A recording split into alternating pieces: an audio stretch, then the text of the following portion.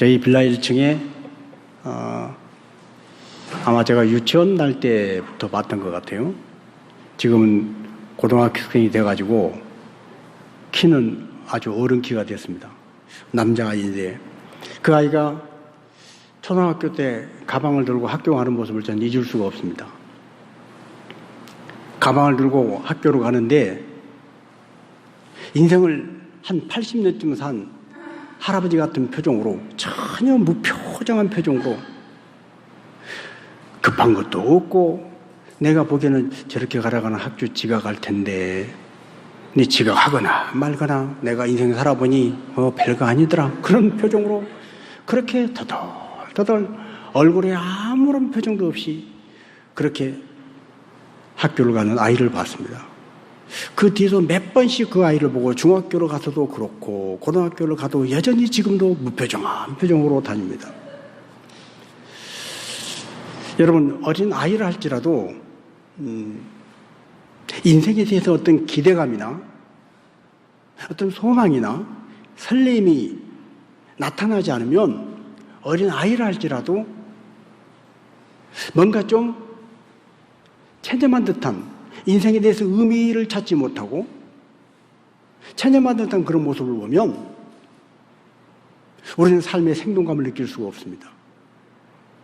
여러분, 정말로 바라고 원하기는 예수 믿는 저와 여러분, 우리 성도들은 매일의 삶 속에 어떤 모양으로든지 소망이 있고 기대감이 있고 꿈이 있는 그런 인생을 살아야 할 줄로 믿습니다. 직장을 가더라도 이놈의 직장을 내가 또 출근해야 되나, 그러고 가는 것보다는 그래, 오늘 가서 뭘 하기로 했지, 그 프로젝트를 하려면 내가 조금 더 서둘러야 되겠다, 이런 뭔가 좀 활기찬 마음으로 출근할 수 있다면, 학교를 가도 그렇고 교회를 가도 그렇고 어느 곳에 무슨 목적으로 누구를 만나러 가든지 거기에 대한 기대감이 있고 소망이 있고 설렘이 있고, 그래서 내가 내딛는 발걸음이 뭔가 경쾌한 발걸음이 될 때 우리의 삶은 하나님 은혜 안에서 예수 그리스도의 십자가 피로 대속받은 구원받은 자다운 가치 있는 인생을 사는 성도의 삶의 모습이 된 줄로 믿습니다.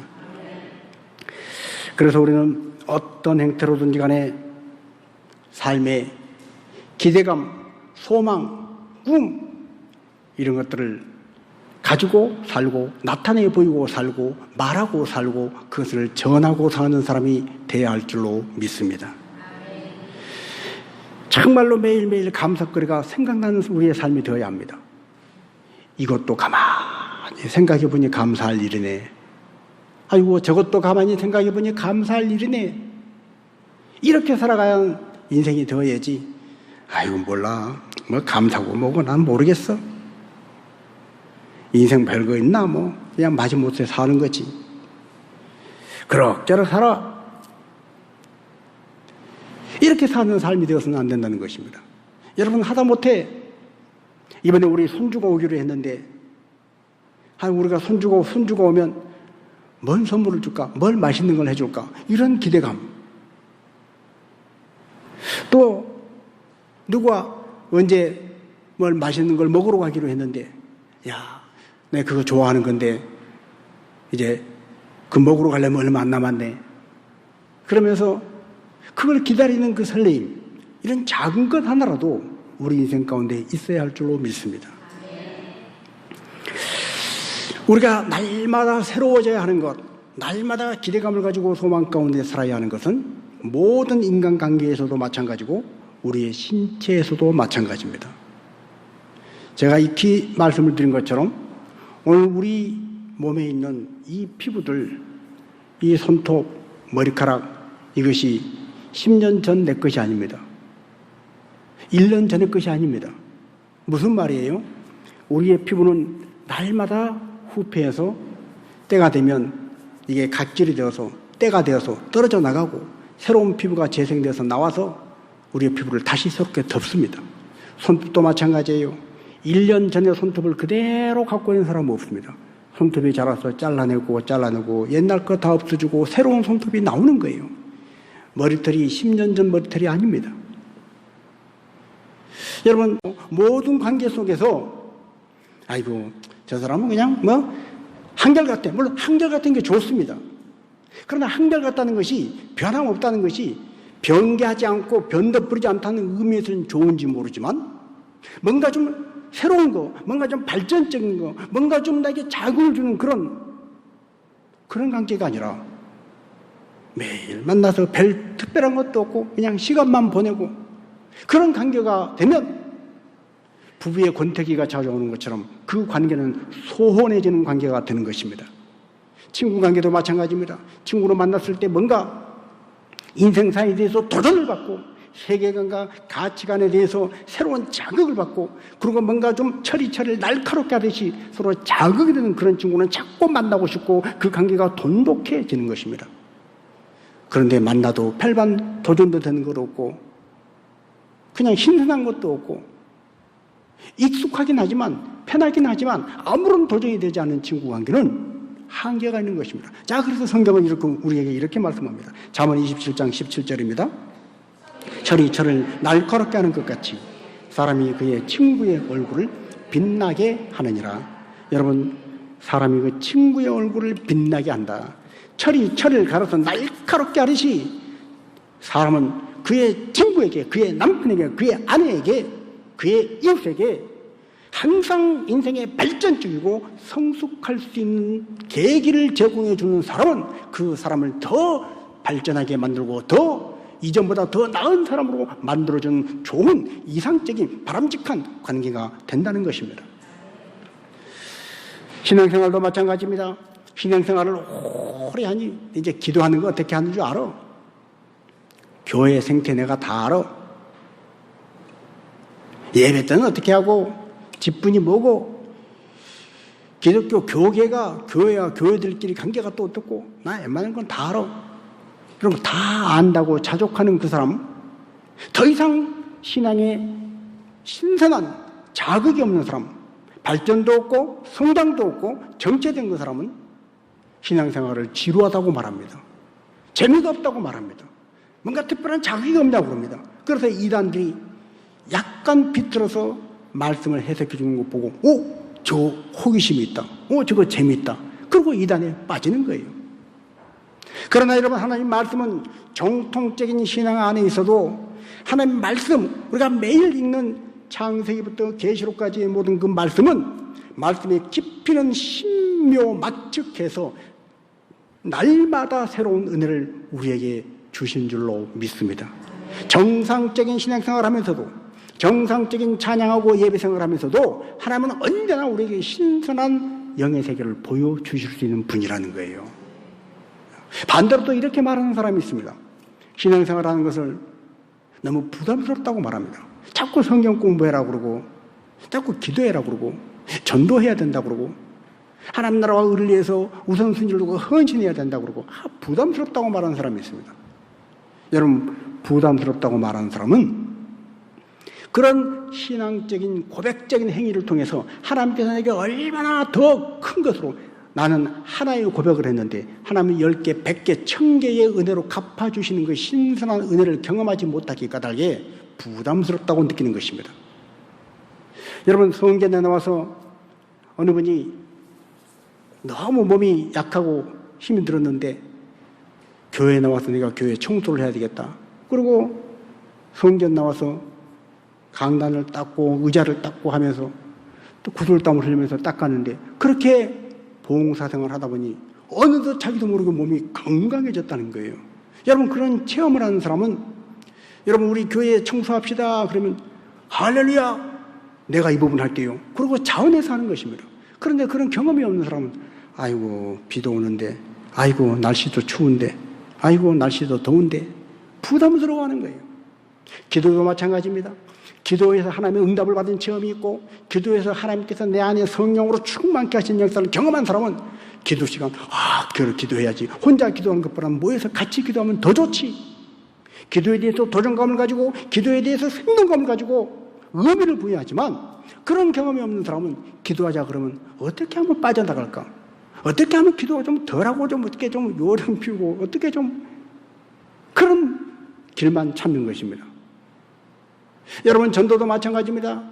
내가 전도해서 한 영혼이 예수님을 영접하고 구원받는 것을 볼 때, 한 생명이 태어난 걸 볼 때 하늘에서 잔치를 한다고 하는 하나님 아버지의 심정을 100만 분이 1이라도 경험을 해본 사람은, 내가 복음을 전해서 한 사람이 예수님을 영접할 때 그 기쁨을 100만 분의 1, 하나님의 마음에 1000만 분의 1이라도 맛본 사람은 전도하는 것을 기뻐하고 보람을 느끼고 더 전도하는 것에 의미를 둡니다. 그런데 그런 경험을 한 번도 하지 못한 사람은 전도하라 그러면 전도해서 말도 안 되는데 자꾸 전도하라고 그런다고 부담스러워하는 거예요. 여러분, 오늘 우리가 인생을 살아갈 때 하나님 앞에 매일매일 새로운 삶, 신선한 삶, 생동감 있는 삶, 뭔가 감사가 느껴지는 그런 삶을 살기 위해서 성경이 우리에게 권면하는 것이 있습니다. 그것은 매일매일 자라가라는 거예요. 성숙해 가라는 거예요. 성장해 가라는 거예요. 자, 디모데전서 4장 15절 16절 말씀입니다. 이 모든 일에 전심전력하여 너의 성숙함을 모든 사람에게 나타나게 하라. 네가 네 자신과 가르침을 살펴 이 일을 계속하라. 이것을 행함으로 네 자신과 네게 듣는 자를 구원하리라. 아멘. 여러분, 어떤 일을 하든지 전심전력하여 성숙함을 모든 사람에게 나타내 보이는 여러분 되시기를 축복합니다. 이왕 직장에 출근해서 일하는 것 전심전력해서 정말로 기가 막히게 딱 부러지게 잘했다. 당신 때문에 우리 회사가 산다. 당신 때문에 우리 조직이 이번에 상을 받았다. 모든 사람에게. 신앙생활도 마찬가지입니다. 저 사람 교회 나가더니 확실히 달라졌어. 교회 나가서 예수님을 만나더니 가정이 달라지고 직장 생활하는 게 달라지고 저들의 얼굴 표정이 달라졌어. 그 성숙함을 모든 사람에게 드러내므로 자기 자신뿐 아니라 그것을 듣게 되는 모든 사람을 구원에 이르게 하는 이 일에 쓰임받는 성도가 되어야 할 줄로 믿습니다. 그래서 우리는 끊임없이 발전해야 합니다. 새로워져야 합니다. 성장해야 됩니다. 옛날까지 고착되어 있으면 안 되는 거예요. 해오던 방식대로 그대로 머물러 있어서는 안 된다는 거예요. 내 해오던 방식, 내 익숙했던 거기에만 빠져 있으면 인생은 더 이상 진보가 없고 발전이 될 수가 없다는 것입니다.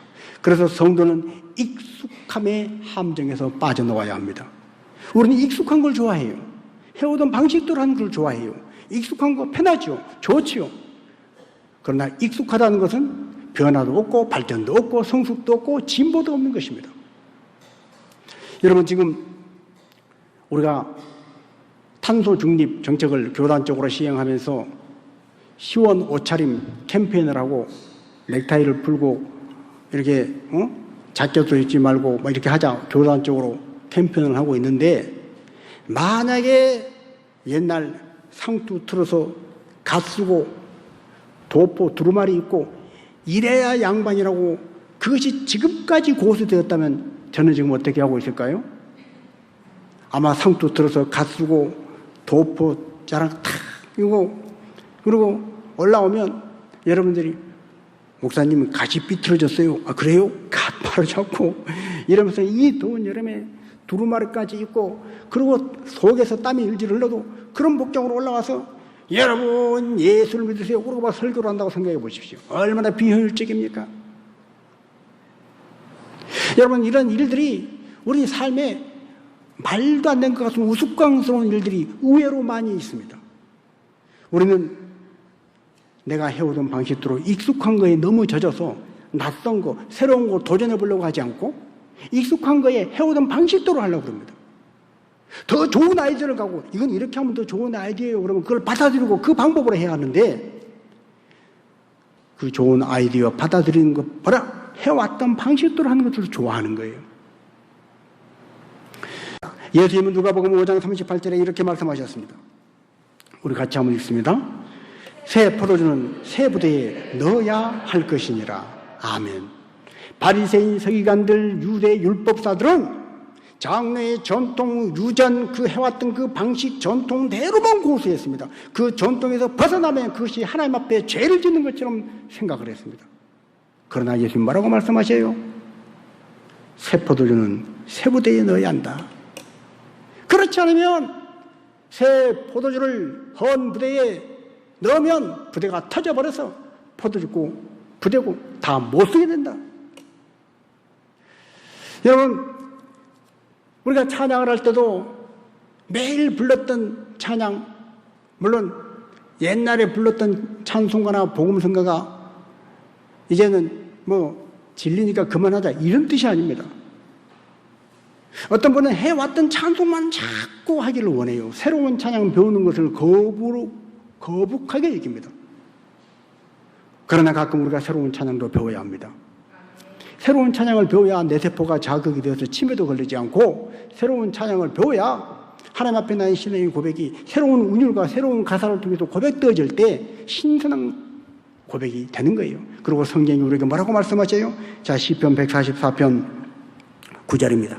하나님이여, 내가 주께 새 노래로 노래하며 10줄 비파로 주를 찬양하리이다. 아멘. 새 노래로 노래한다. 자, 시편 149편 1절도 있습니다. 할렐루야, 새 노래로 여호와께 노래하며 성도의 모임 가운데에서 찬양할지어다. 아멘. 연인 사이도 친구 사이도 부부 사이도 항상 일신해야 합니다. 날마다 새로워진 자극을 주고 도전을 주고 서로 저 하나님 앞에 깊이 만나가는 도전을 주는 그런 삶이 되어야 하는 것입니다. 우리의 찬양도 날마다 새 노래로 주님을 찬양하라는 성경의 고백과 같이 날마다 새로운 찬양을 배워가며 주님을 찬양하고, 물론 옛날부터 불러왔던 찬양도 하십시오. 그리고 새로운 찬양도 배워서 하나님을 찬양하는 것에 게을리하지 마십시오. 이것이 바로 성경의 안내고 성경의 지침이라는 것입니다. 자, 특별히 우리가 하나님과 날마다 새로운 관계를 맺기 위해서는 말씀 속에서 하나님을 새롭게 만나야 합니다. 말씀 속에서 하나님을 새롭게 만나지 못하면 내가 조금 알고 있는 그 말씀 그 안에서 내가 경험하는 하나님이 다라고 생각하면 신앙생활이 지루해집니다. 재미가 없습니다. 그런데 말씀 속에서 하나님을 새롭게 만나가면요, 신앙생활은 무궁무진 흥미진진한 새로운 역동성이 있는 생동감이 넘치는 신앙생활이 되는 것입니다. 자, 구약성경 욥은 동방의 의인이라고 칭함받았습니다. 하나님을 잘 믿는 사람이었어요. 심지어는 자식들이 혹시 부지불식간에 죄를 지었을까 봐 자식들을 대신해서 번제도 드리고 제사도 드리게 하고, 가난한 사람을 돌보고 정말 어려운 사람들을 구제하는 데 힘썼던 사람입니다. 그런데 그 욥이 사탄의 참소에 의해서 고난을 겪게 됩니다. 사탄이 어느 날 하나님 앞에, 하나님, 저 욥이 하나님을 잘 섬기고 하나님 앞에 정말 신앙이 번듯하다고 하나님 내 종 욥을 보라 그러고 자랑하시는데 욥이 그냥 할 것 같아요? 하나님이 복을 주셨으니까, 하나님이 부자로 만들어주고 하나님의 자식들도 잘 되게 하고 하나님의 건강도 주시고 그러니까 그러죠. 그거 걸어가 보세요. 욥은 당장 배신할걸요. 그러다 하나님은 사탄에게 허락합니다. 그래, 그럼 네가 한번 욥의 생명은 건드리지 말고 한번 해봐라. 욥이 가졌던 모든 물질이 다 없어집니다. 자식들이 죽습니다. 자기의 몸에 건강이 이상이 와서 기아장으로 뜩뜩 긁어야 할 만큼 피고름이 나는 그 고통을 견디며 살아야 합니다. 그럼에도 불구하고 욥은 하나님 앞에 정말 내가 빈손으로 왔으니 빈손으로 가는 것은 주신 분도 하나님이시고 가져가신 분도 하나님이신데 내가 어찌 내 입술로 범죄하랴. 끝까지 자기 의를 지키려고 노력했던 사람입니다. 그런데 그런 욥에게 가장 친하다고 하는 새 친구가 찾아왔습니다. 새 친구가 뭐라고 그래요? 욥하고 이야기를 해보니 처음에는 욥을 보고 믿기지가 않은 거예요. 그렇게 건강하던 사람이, 그렇게 부자가, 그렇게 여러 가지 지정의적으로 완벽했던 사람이, 우리보다 잘났던 사람인데 이렇게 초라하게 병이 걸려가지고 가난한 병에다가 인생에 처참한 몰골이 되어 있는 걸 보고 믿기지가 않아서 죄를 뒤집어쓰고 일주일을 울었다는 거예요. 그러면서 그들이 욥하고 이야기를 하다 보니까, 그러면 그렇지, 욥이 그냥 이런 고난을 겪는 게 아니었네. 그러면서 욥의 마음을 자꾸 들추는 말을 하는 거예요. 그거 봐라, 욥, 너 하나님 앞에 너는 정직하다고 그러지만 잘 생각해봐라. 네가 뭔가 하나님 앞에 죄가 있으니까 오늘 이렇게 된 거지, 죄 없이 이렇게 됐겠냐. 욥은 너무 억울했습니다. 욥은 너무 분합니다. 지금 그럼에도 불구하고 믿음을 지키고 그럼에도 불구하고 하나님 앞에 신앙 생활을 변하지 않고 지켜가고 있는데 사람들이 옆에서 하는 말 때문에 죽겠는 거예요. 억울해서 죽겠는 거예요. 그래서 한마디 얘기합니다. 그러다가 말싸움이 됩니다. 결국 욥은 얼마나 억울했으면, 얼마나 답답했으면 그렇게 말했겠습니까? 내가 누군 줄 아냐? 니들하고 비교할 때 내가 조금 더 손색이 없어. 그러면서 욥기에 보면 심지어는 야, 한때는 니들 아버지들이 내 밑에 와서 내 밑에서 월급 받고 내 부하 직원이었어. 뭐 이런 말까지 합니다. 오죽했으면 그랬겠어요. 그런데도 하나님은 그 욥에게 욥기 38장에 가서 뭐라고 말씀하십니까? 자, 욥기 38장 2절과 3절입니다. 무지한 말로 생각을 어둡게 하는 자가 누구냐? 너는 대장부처럼 허리를 묶고 내가 네게 묻는 것을 대답할지니라. 아멘. 욥은 사람들과 비교하면, 친구들과 비교하면 하나님은 잘 믿는 사람이고 정직한 사람이고 의로운 사람이었어요. 깨끗한 사람이었어요. 그러나 하나님은 그에게 뭐라고 말씀하시오? 무지한 말로 생각을 어둡게 한다는 거예요.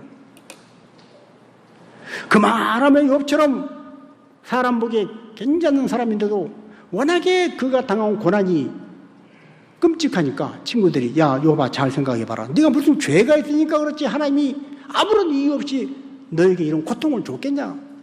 그럴 때 욥이 거기서 항변하는 그 말을 듣고 하나님은 무지한 말로 생각을 어둡게 한 자가 너냐? 너는 대장부처럼 허리를 묶고 내가 네게 물어볼게. 네 대답해봐라. 그러면서 욥기 38장은 계속해서 말씀을 하십니다. 욥기 38장 4절에 내가 땅에 기초를 놓을 때 너 어디 있었냐? 여러분, 우리가 발을 딛고 살고 집을 짓고 살고 우리가 매일 걸어다니는 이 땅이 흔들리지 않고 땅이 꺼지지 않도록 그 땅의 기초를 확실히 놓을 그때에 욥 너 어디 있었냐는 거예요. 어디 있었을까요, 욥이? 땅의 기초를 놓을 때 욥이 어디 있었나요? 욥은 존재 자체도 하지 않았습니다. 하나님 계속해서 묻습니다. 5절에 도량법을 만들 때, 땅 위에 줄을 띄웠을 때 네가 그걸 아느냐? 8절에 가서 바다가 그 모태에서 터져 나올 때 그 험한 파도가 육지로 엄습해 오지 않도록 바다와 육지의 가운데 계한을 모래로 계한을 만들 때 네가 그 지혜를 아느냐? 모르는 거예요. 바다가 모태에서 어머니 배에서 앵리하고 아기가 태어나듯이 바다가 처음 만들어졌을 때 욥이 그걸 어떻게 알아요? 그 사나운 파도가 육지로 넘쳐오지 못하도록 우리는 콘크리트로 방파제를 만들고 막지만 하나님은 모래 알갱이로 물만 부으면 탁 쓸어가는 그 모래로 육지와 바다의 한계를 만드신 그 오묘한 지혜를 네가 아느냐는 거예요. 하나님 욥에게 계속해서 질문하십니다. 33절에 가면 네가 하늘의 궤도를 아느냐? 그 법칙을 땅에 베풀게 할 수 있느냐? 여러분, 땅에 수많은 별들이 부딪히지 않고 달은 일정한 거리에서 지구를 돌고 지구와 달은 일정한 거리에서 태양을 돌고 한 번도 부딪히지 않고 봄, 여름, 가을, 겨울 사계절이 돌고 이 모든 것들을 누가 실수하지 않도록 어떤 컴퓨터로 프로그램을 해가지고 부딪히면 큰일 나. 그러면 큰일 나.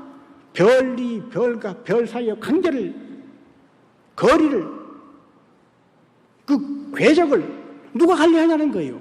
아무도 없지 않느냐는 거예요. 욥은 한마디도 할 수가 없었습니다. 아무리 억울하고 아무리 분하지만 하나님 앞에서는 분하다고 말할 수가 없다는 거예요. 억울하다고 말할 수가 없다는 거예요. 욥은 자기 의를 드러내고 싶었습니다. 너무나 힘들고 어려운 분통 터진 상황에서 억울한 걸 인정받고 싶었어요. 근데 하나님 앞에서는 그 어떤 것도 이래봬도 내가 누군 줄 알아 하는 그 자기의, 자기가 옳다고 주장하는 그것들 어느 것 하나도 내세울 수 없는 하나님 앞에서는 묵묵부답인 거예요. 대답할 말이 없는 거예요. 아니, 대답할 수가 없어요. 이것이 바로 인간이라는 것입니다. 그래서 그 욥이 하나님 말씀 앞에 내가 전에는 주에 대하여, 주님에 대하여 귀로 듣기만 했더니 이제는 내가 눈으로 배움나이다. 여러분, 인생을 그냥 사는 것이 아니라 어려운 일을 만나고 이런 경험 저런 경험을 통해서 기도생활, 신앙생활, 여러 가지 인간관계 생활, 때로는 성공도 해보고 때로는 실패도 해보고 때로는 웃고 때로는 슬퍼하는 그 모든 일 속에서 하나님을 날마다 깊이 만나가고 알아가되 특별히 말씀 속에서 만나지는 여러분 되시기를 축복합니다. 하나님 말씀 안에서 하나님을 다양하게 만나고 깊이 만나고, 여러분 우리가 그렇게 많이 말씀을 읽었다 하더라도 여전히 읽지 않은 말씀이 있잖아요. 내가 그렇게 말씀을 많이 읽었다 그래도, 말씀을 많이 들었다 그래도 여전히 깨닫지 못한 말씀이 있잖아요. 그 말씀을 내가 읽었을 때, 그 말씀을 깨달았을 때 그 속에서 만나지는 하나님, 그 만나지는 하나님, 그 하나님과의 새로운 만남, 그 새로움만 있다면 우리 인생은 날마다 날마다 새로운 기대감이 있을 줄로 믿습니다. 이스라엘 백성은 하나님 앞에 우상을 섬기고 말았어요. 죄를 짓고 말았어요. 그래서 이방 나라에 포로로 끌려갔어요. 오늘 우리식으로 표현하면 부도가 나서 빨간 딱지 다 붙고 집도 빼앗기고 길거리로 내앉아서 하루하루 먹고 살 일이 정말 기가 막힌 그런 삶이 되었다는 거예요. 그때서야 그들은 하나님 앞에 우리가 죄를 지어서 이 죄값을 어떻게 해결할 수가 없구나, 절망 가운데 빠져 있었습니다. 그때 하나님께서 예레미야를 통해서 하시는 말씀은 뭡니까? 내가 아무리 많은 죄를 지고 하늘 끝까지 가닿을 만큼, 하늘 높이 쌓을 만큼 죄를 지어도 너희를 용서하시고 너희를 다시 회복시키시고 고쳐주실 수 있는 하나님의 사랑과 은혜는 더 크다는 거예요. 우리가 아무리 열심히 죄를 지어도 내가 열심히 죄를 짓는 그 열심보다 하나님이 우리의 죄를 용서하시고 우리가 돌이키고 회개하기만 하면 우리의 죄를 용서하시고 깨끗이 씻어주시고 없던 것처럼 하시는 하나님의 그 능력은 우리의 열심 훨씬 뛰어넘는 크신 긍휼과 은혜인 줄로 믿습니다. 그것이 바로 예레미야 3장 22절 23절 말씀입니다. 우리 같이 한번 읽습니다. 여호와의 인자와 긍휼이 무궁하시고 우리가 진멸되지 아니함이니 이것들이 아침마다 새로우니 주의 성실하심이 크시도소이다. 아멘. 여러분, 하나님의 인자하심, 하나님의 자비하심, 하나님의 불쌍히 계심, 그 긍휼의 계심이 무궁한 줄로 믿습니까? 우리가 어떤 실수를 해도, 어떤 부끄러운 지옥적인 일을 해도 회개하기만 하면, 돌이키기만 하면 하나님은 그 모든 것 깨끗이 없이 하실 수 있는 분인 것을 믿습니까? 이것들이 아침마다 새롭다는 거예요. 눈을 뜨고 아침을 맞이하는 아침마다 날마다 새롭다는 거예요. 이 성실하심이 크신 하나님 앞에 그 하나님을 믿는 믿음으로 우리는 진멸되지 아니할 것이다. 우리와 죄와 허물과 실수에도 불구하고 진멸되지 아니할 것이다. 그래서 예레미야 3장 24절부터 26절 이렇게 고백합니다. 내 심령에 이르기를 여호와는 나의 기업이시니 그러므로 내가 그를 바라리라 하도다. 기다리는 자들에게나 구하는 영혼들에게 여호와는 선하시도다. 사람이 여호와의 구원을 바라고 잠잠히 기다림이 좋도다. 아멘. 여러분, 날마다 삶에 기대감이 있고 뭔가 설렘이 있고 감사가 있는 삶을 살기를 원하십니까? 하나님을 바라십시오. 주님을 바라십시오. 아이고, 뭐 그냥 그렇게 사는 거지 뭐. 그냥 한 날 한 날 세월만 가는 거지 뭐. 여러분, 그렇게 인생 살지 말고 하나님이 우리에게 허락하시는 한 날 한 날이 얼마나 귀한데 그 귀한 날을 설렘과 감동을 가지고 살려면 하나님을 바라는 삶을 살라는 거예요. 하나님의 구원을 기다리라는 거예요. 하나님의 선하신 그 역사를 통해서 오늘 나의 삶이 고난 가운데 있을지라도, 욥과 같은 고난 가운데 있을지라도 하나님은 그 고난을 하루아침에 없이 하시고 이전보다 갑절의 복으로 주실 수 있는 하나님인 것을 믿으라는 거예요. 그 구원을 바라고 잠잠히 기다림이 좋도다. 이것이 사람이 누릴 최고의 복이라는 거예요. 이 복을 누리고 살아가는 저와 여러분 되시기를 축복합니다. 자, 특별히 33절 말씀, 우리가 허물르고 부족할지라도 그로 인해서 고난을 겪고 어려움을 겪을지라도 그건 하나님의 뜻이 아니라는 거예요. 33절 같이 한번 있습니다. 주께서 인생으로 고생하게 하시면 근심하게 하시면 본심이 아니시로다. 아멘. 여러분, 이 세상에 어떤 부모가 자기 자녀를 혼낼 때 내 놈의 새끼 밥 먹지 마라 혼낸다고 그래서 정말로 어떤 부모가 자식을 끝까지 망하게 하려고 그런 목적으로 징계하고 혼을 냅니까? 아니잖아요. 잘 되기를 바라고 그런 거 아니겠어요? 하나님께서 인생으로 인하여 죄로 인하여 실수로 인하여 무지함으로 인하여 고생하고 고난을 당할 때 근심하게 할 때 그것은 하나님의 본심이 아니라는 거예요. 그 작은 고생과 그 작은 근심을 통해서 깨닫고 돌이켜서 다시는 고생하지 않고 다시는 근심하지 않는 사람으로 살아가기를 원하시는 것이 하나님 아버지의 마음이신 줄 믿습니다. 그래서 그 하나님 앞에 우리는 날마다 새로워지도록 하나님의 구원하심이 날로 새롭다는 것을 믿고 그 하나님 앞에 나간 자가 되어야 할 줄로 믿습니다. 우리 40절 41절을 읽고 마칩니다. 우리가 스스로 우리의 행위들을 조사하고 여호와께로 돌아가자. 우리의 마음과 손을 아울러 하늘에 계신 하나님께 들자. 아멘. 우리의 행위를 조사하고 하나님께로 돌아가자는 거예요. 내가 예배 생활을, 기도 생활을 하나님 앞에 합당하게 잘 못한 것이 있으면 깨닫고 그것부터 돌이키면 그것을 바로잡으면 하나님이 고쳐 주실 것입니다. 하나님이 새롭게 하여 주실 것입니다. 날마다 기대감을 가지고 살아가는 우리의 인생이 되도록 인도하실 줄로 믿습니다.